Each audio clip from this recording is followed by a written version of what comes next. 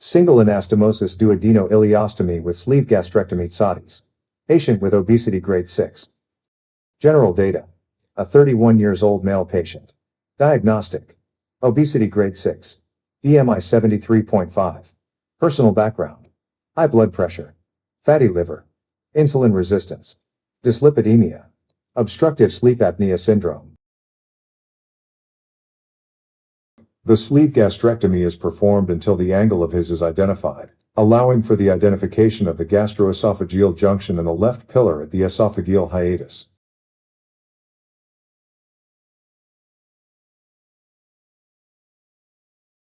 Distally, dissection of the pylorus continues. The round ligament of the liver is sectioned.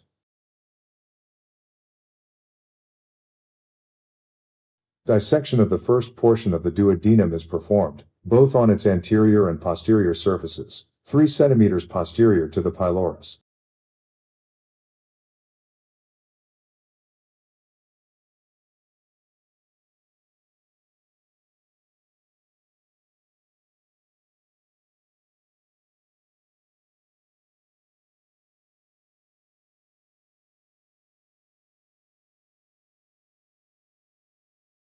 It is important to identify the gastroduodenal artery and branches of the superior pancreatic duodenal arteries. The stomach is calibrated with a 38 French dilator.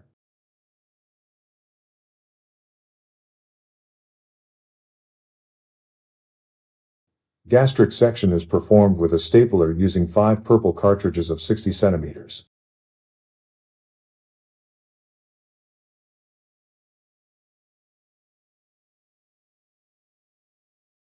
The duodenum is sectioned in its first portion with a 60 cm cartridge.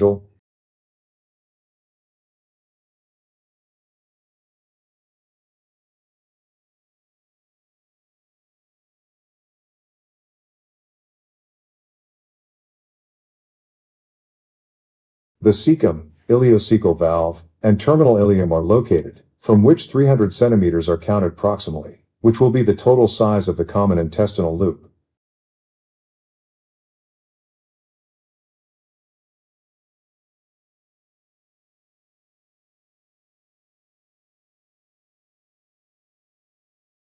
The common loop of the biliopancreatic loop is identified with clips in the mesentery.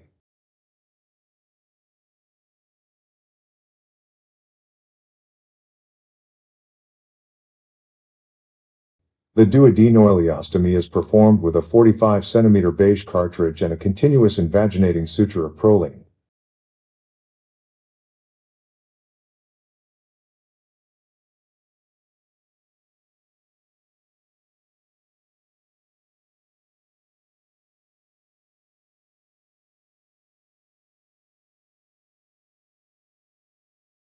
A methylene blue test is performed, which is negative for leaks from the anastomosis. Intraoperative endoscopy is conducted, observing adequate passage at the pylorus with the anastomosis in good condition and no leaks, and both loops of intestine are of adequate size.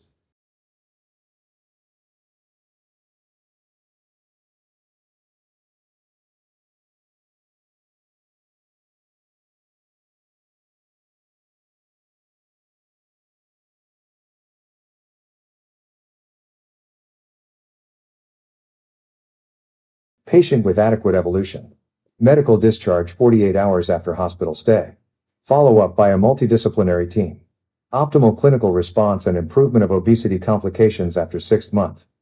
The SADI-S procedure is an excellent and safe technique that can be an alternative for the management of patients with high BMI values for the resolution of their comorbidities, in whom gastric bypass is contraindicated, and it shows comparable results to conventional techniques.